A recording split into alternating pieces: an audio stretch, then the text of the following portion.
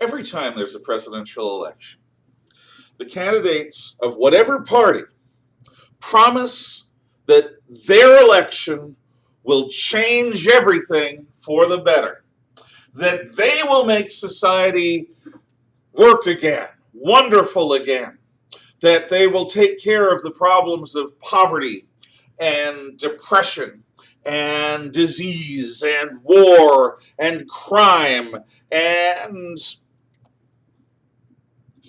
jobs. Oh, God.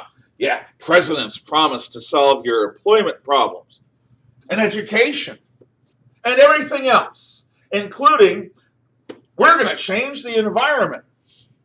Vote for me. If the President of the United States were an absolute divine right monarch who had power on loan from God, and everyone else in the government's job was to say, sir, yes, sir, to that monarch, even then, the president would not have the power to do any of those things. The president is a human being, not a god. Whether or not you're a Christian, the historical figure Jesus Christ said that the poor will be with us always. And it's not something that the Buddha would have disagreed with. Remember, the Buddha is a privileged young prince who escapes his pleasure palace and goes out into the world and discovers suffering. And the entire point of the Buddhist religion is to deal with the problem of suffering. And it's not something someone else can do for you. It's something you've got to do yourself. And it's not easy. It's very, very hard. So any president that promises to be Big Daddy and take care of all y'all is, how can I put this lightly, lying through their teeth! Or, more fairly, more nicely, they're over-exaggerating their own importance and the importance of the role of the presidency. Not only is the president a human being, he is not an absolute divine right monarch. He is not a totalitarian dictator. The presidency is not an office where any individual has the power to do everything they want, everything the country needs. The whole point of federalism is to limit the power of the federal government to what the Constitution says, and let the states and localities handle everything else that government needs to handle. But the truth is, by limiting government, the founders intended to empower citizens to solve their own problems and fix their own lives. And even the federal government, as we know, because we've gone over this a few thousand times, is not all powerful. It has 3 branches, and the bureaucracy that works for the presidency often acts like a 4th branch. Just ask the current president about how many people within the federal bureaucracy have been fighting him, even though they're not elected officials and their jobs are not to decide who's a good president, who they'll support, and a bad president, who they won't. All of this is an application of the Roman principle that the political philosopher Montesquieu talked about of divided power. Never trust any one person with too much power, because absolute power, as Shakespeare said, corrupts absolutely. So, what are some of the things that the president cannot do for us? Well, the president can't set the tax rate. The president can't collect taxes.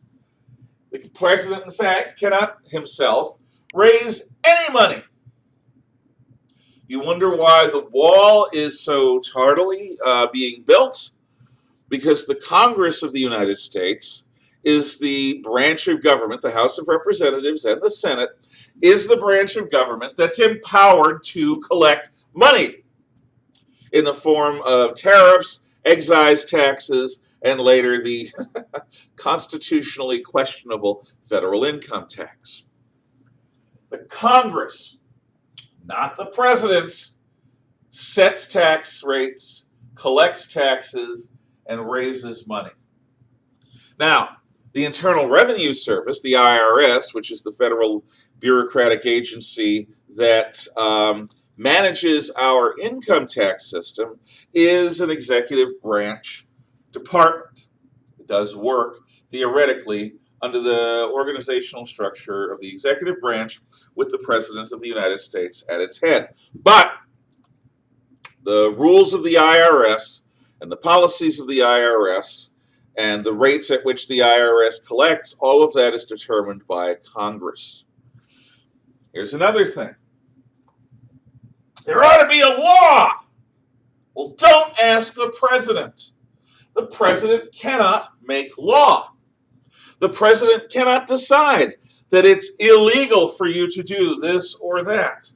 First off, the federal government itself is quite constrained about the kinds of laws it can make, because the founders wanted most of government interaction to be at the most local level possible as regards a person's everyday life. So the President of the United States cannot simply decide, oh, we're going to stop burning coal and go to wind power. It's not within the president's purview. It's not even, honestly, within the federal government's purview.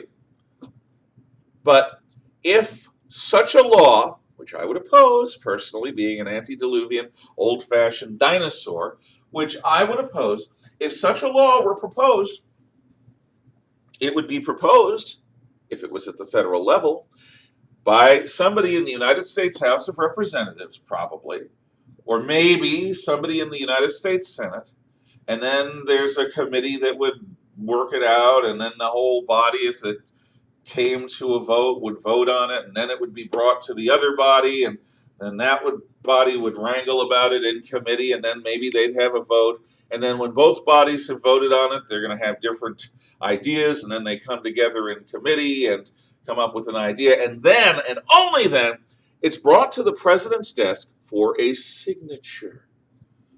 Now, the president may choose to sign it into law, whether he agrees with it or not. He might decide, well, it's you win some, you lose some. I lost this one, I won this one. He'll sign it. Or he could engage in a pocket veto, which is he just won't sign it until the due date comes up. And, well, the due date's come up and the president hasn't signed it, so no law. Or the president can veto the law, which is from the old Roman Republican office, the tribune of the plebs, who's sort of like a union leader for the working classes of the early Roman Republic.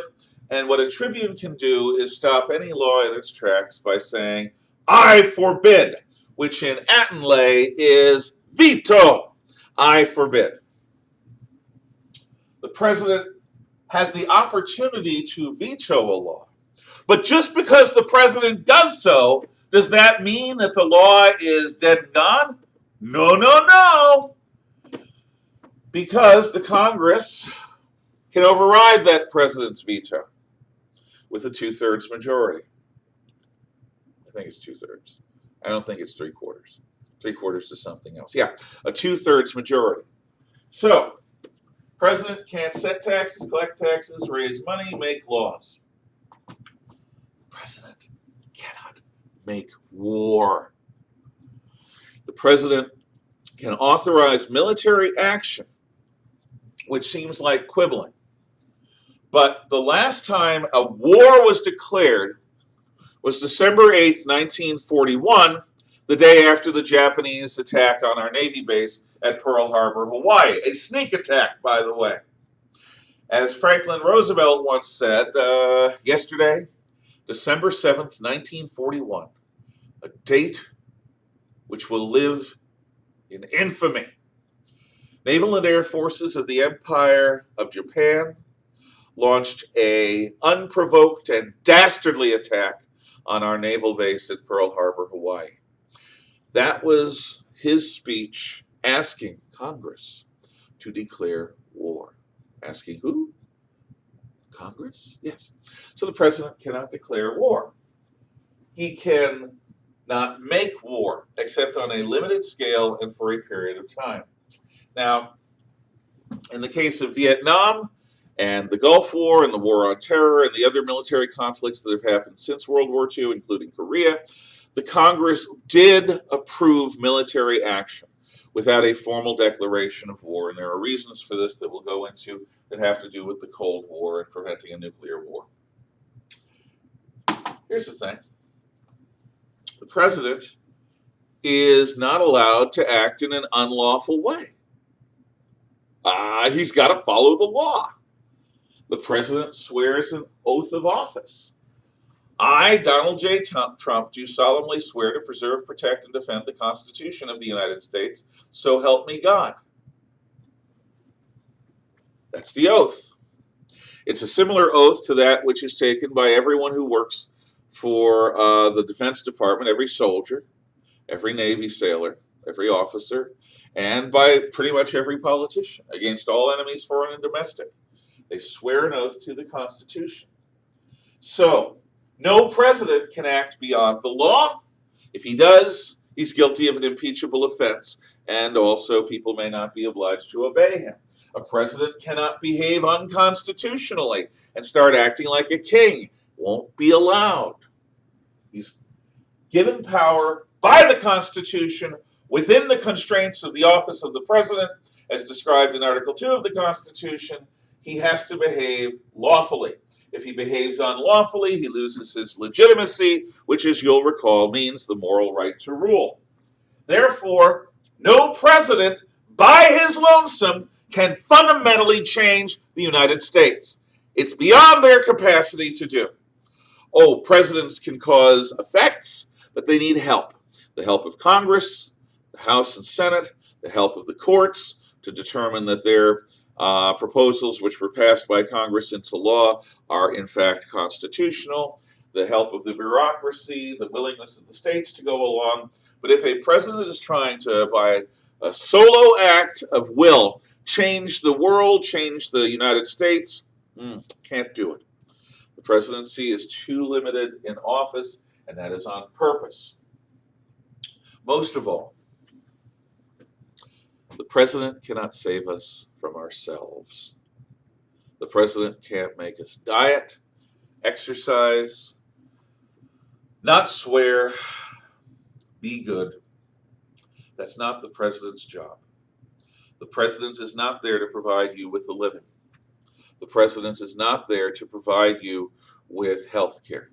The president is not there to provide you with a reason to go on. We are free people, men and women.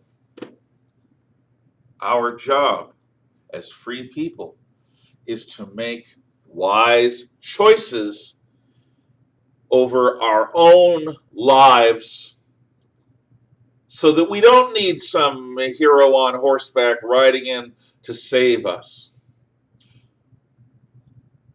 The only person who can save us from ourselves on this earth is ourselves. No president can or should try to do that. Next time, we'll talk about the executive branch.